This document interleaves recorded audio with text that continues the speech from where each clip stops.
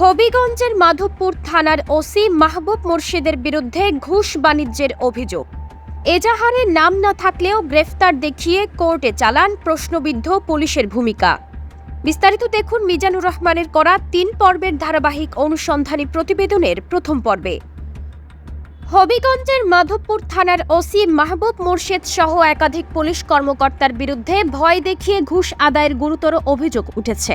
অভিযোগে বলা হয়েছে, একটি গাড়ি সংক্রান্ত বিরোধকে কেন্দ্র করে কামরুল হাসানকে অবৈধভাবে আটক করে দফায় দফায় অর্থ আদায় করা হয়েছে। পরে এজাহারের নাম না থাকলেও একটি মামলায় গ্রেফতার দেখিয়ে আদালতে চালান দেওয়া হয়। মাধবপুর উপজেলার ছাতিয়াইন ইউনিয়নের আলেকপুর গ্রামের বাসিন্দা কামরুল হাসান সম্প্রতি কারাগার থেকে জামিনে মুক্ত হয়ে অনুসন্ধানী টিমের কাছে এইসব অভিযোগ করেছেন। সরেজমিনে কথা বলার সময় তিনি জানিয়েছেন, জামিনে বের হয়ে আসার পর একটি গাড়ি নিয়ে জটিলতার কারণে মাধবপুর থানার ওসি মাহবুব মোর্শেদ, এসআই বিজয়, এসআই আশিস সহ কয়েকজন পুলিশ সদস্য হাইওয়ে ইন এলাকায় তার সঙ্গে কথা বলে। অভিযোগ অনুযায়ী সেখানে সমঝোতার কথা বলে তার কাছ থেকে প্রায় 40,000 টাকা নেওয়া হয়। স্থানীয় সূত্র জানিয়েছে, এরপর হাইওয়ে ইন এর পাশে টিএনসি এলাকায় গেলে আবারও তাকে আটক করা হয়। সেখান থেকে তাকে মাধবপুর থানায় নিয়ে একটি কক্ষে আটকে রাখা হয়। অভিযোগকারী কামরুল হাসান আরও জানিয়েছেন, তিনি সহজ সরল হওয়ায় সঠিকভাবে কথা বলতে পারে না। এই সুযোগে এসআই নাজমুল, এসআই আশিস এবং এসআই বিজয় সহ সংশ্লিষ্টরা মামলা দেওয়ার ভয় দেখিয়ে একের পর এক টাকা দাবি করতে থাকে।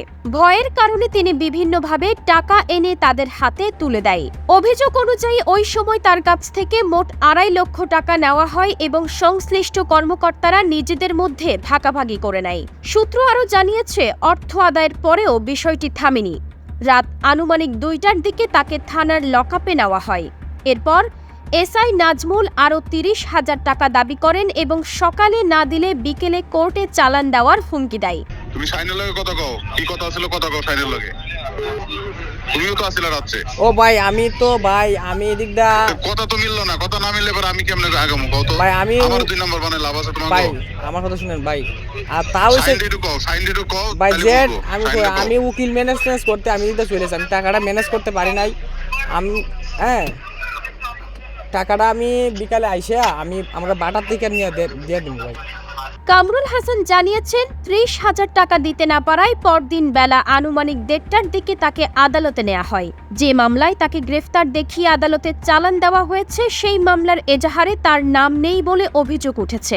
মামলাটি মাধবপুর থানার একটি মামলা, যার GR নম্বর 503। আমার একটা গাড়ি এখানে ওই জামালা আছিল, আমি আইন হোটেলে যাওয়ার পরে ওসি স্যার আসছে, আর হলো বিজয় স্যার, আর আমি আশিস স্যার।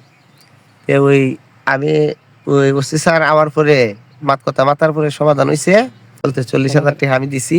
আপনার প্রিন্সিপাল আমি গেছি, যাওয়ার পরে ওই যে বিজয় সে 2-3টা ফোন অন্যের মাধ্যমে গেছে, যাওয়ার পরে মাথার চুত গাড়ি তুত কতটা সারা যাইতো না নিয়ে আসি রে। আচ্ছা, নিচে আনুমানিক 4:30 বা 4 বিকালবেলা নেওয়ার পরে বিভিন্ন মাধ্যমে মনে টাকা 2 থেকে 2.5 লাখ টাকা, আমি 2.5 লাখের মতো হইব, আমি বিভিন্ন ভাবে দিছি। আমার ভাইয়ের মাধ্যমে দিছে 50,000, আর গাড়ির ড্রাইভারের মাধ্যমে দিছে 40,000, আর একটা মাধ্যমে নিছে 1.5 লাখ টাকা নিছে। বলতে এটা অন্য নাম প্রকাশ করছে না, অন্য বড় জায়গা দেওয়া লাগবো, নাইলে তোরে উপর মহল থেকে চাপ আছে, তোরে সারা যাইতো না। আর নাজমুলে দিছে, পরে মামলা হয়েছে, শুধু একটা মামলা দিয়ে দিমু 54-এ 1 লাখ টাকা দেওয়ার কথা। 1 লাখ টাকার মানে 70,000 টাকা দেওয়া হয়েছে। 30,000 টাকার লেগে সে আমার চালান দিতে ওই লেট করছে। যে জিনিসটা এটা সিসি ক্যামেরার ফুটেজের আওতায়, এটার মানে প্রায় রাইতে 2টা পর্যন্ত আমি আসলাম। এরপরে তো আমার ওই নেশিরা ওই আপনার যে ওই আসামি যেটা রাখে ওই ইটার মেরে নিছে, আর এর আগে রাইতে 2টা পর্যন্ত এরা বিভিন্ন ভাবে টাকা নেওয়া হয়েছে। এই বিষয়ে সংশ্লিষ্ট পুলিশ কর্মকর্তাদের বক্তব্য জানতে গেলে ভিন্ন চিত্র পাওয়া গেছে।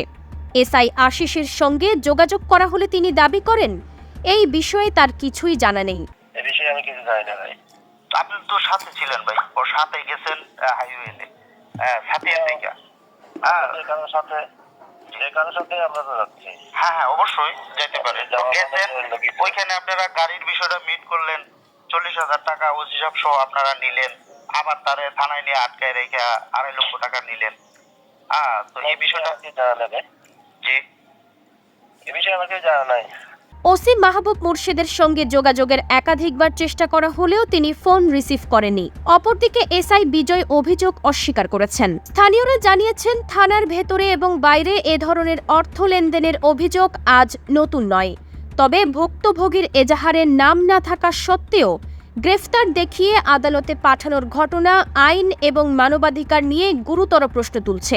এই বিষয়ে সংশ্লিষ্ট ঊর্ধ্বতন কর্তৃপক্ষের নিরপেক্ষ তদন্ত এবং প্রয়োজনীয় ব্যবস্থা গ্রহণের দাবি জানিয়েছেন স্থানীয় সচেতন মহল।